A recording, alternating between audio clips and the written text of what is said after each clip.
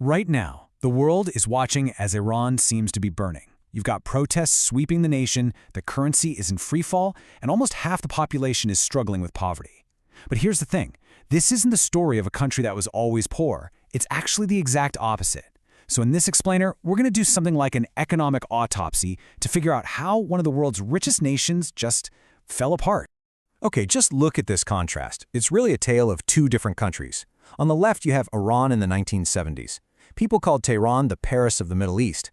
The country was so flush with oil money, the Cadillacs were a common sight. And get this, it was wealthy enough to lend billions of dollars to places like the UK and France. Now, look at the right. That's Iran today, a place where half the people live in poverty and the currency has been wiped out. It's a nation on fire.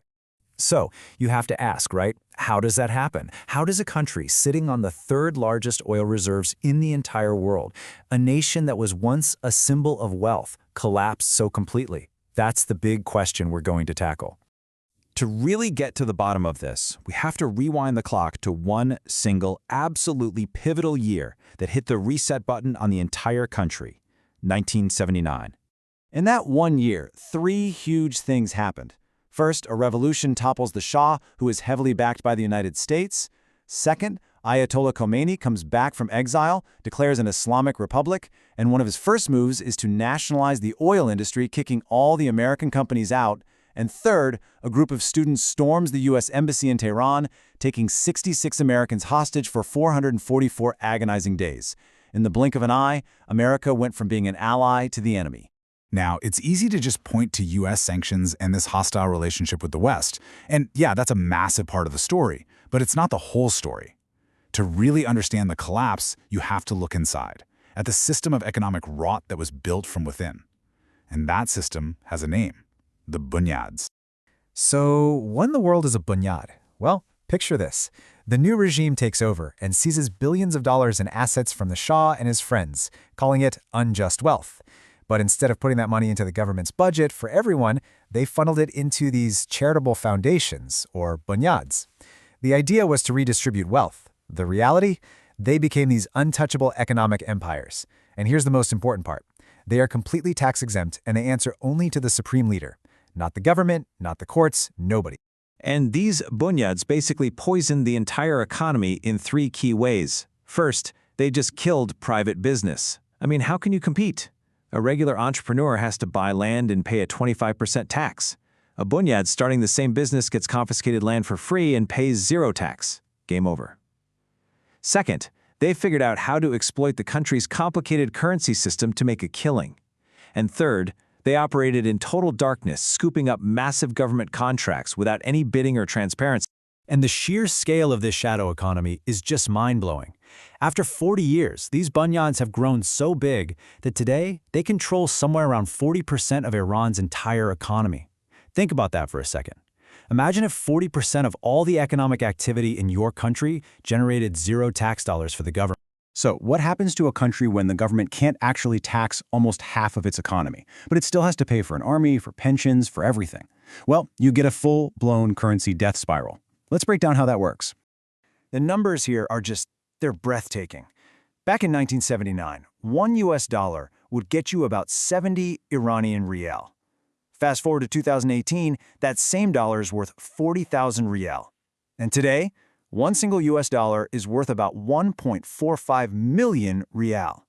It's a number that's almost hard to wrap your head around. Let's just put one number on it.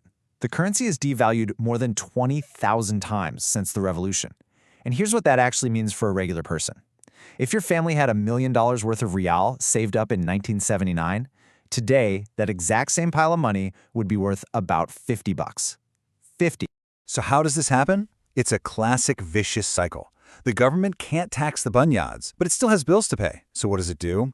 It fires up the printing press and just prints more money. But all that new cash flooding the system causes insane inflation. We're talking over 42%. Your life savings? Worthless. Your pension? Gone. So you panic. You sell every single rial you have for anything that might hold its value. Dollars, gold, crypto, whatever.